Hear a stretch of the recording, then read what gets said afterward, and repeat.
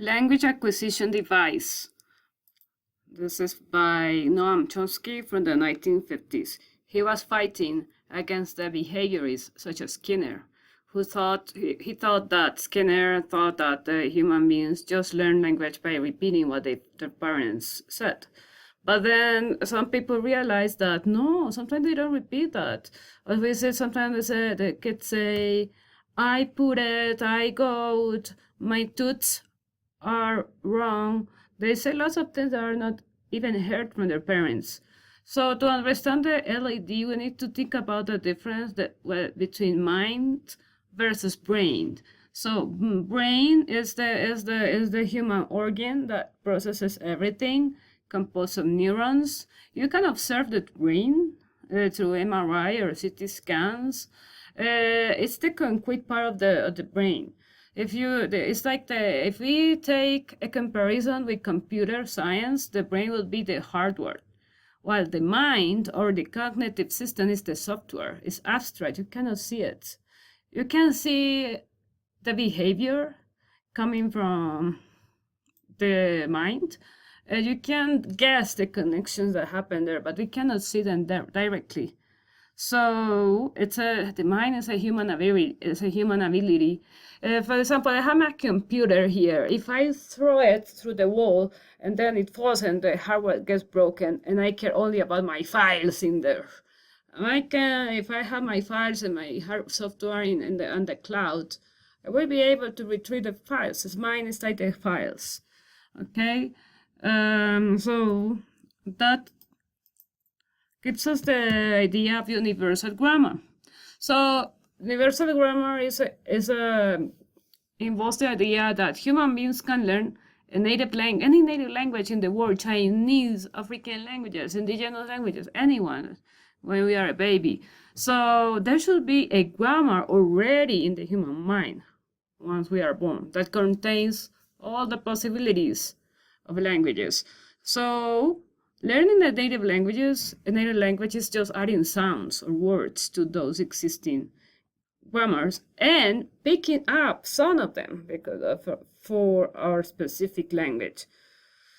So that has to do with the language acquisition device. So the LAD is just something in the mind, not in the brain, in the mind, that teaches the kid the native language. That's the LAD.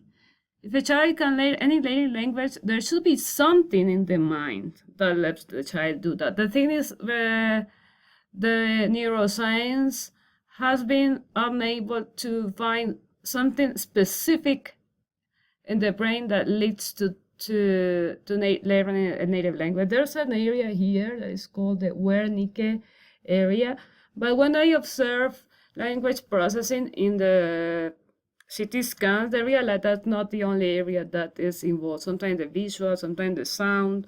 There's many, even mathematic thinking. So it's not a single area in the brain. So they talk about there's something else. There's some abstraction of all that.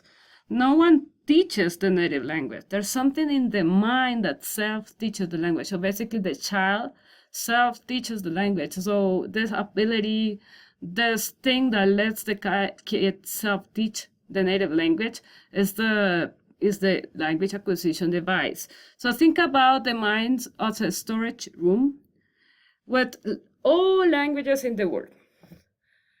The LAD is like a guardian. I said like a door, but I would say it's better like a guardian that lets someone in when it's a kid. And this guardian shows that, hey, pick this, and combine them this way. You can link this word to this item. The items are the grammar rules. The items are the universal grammar. So if we give the metaphor that the brain is a hardware and the main is the software, the LAD would be like the word processor inside that. And if you have a word processor, then you can input it any language like German, and you can change it. That will be similar. So that's I want you to use these concepts, be able to use them. This is quite an abstraction. This is a theory, because again, this is not being observed in the brain. So, but there's many things that that the humans can do that are not observable in the brain, because there's lots of things that come from the mind, not from the brain.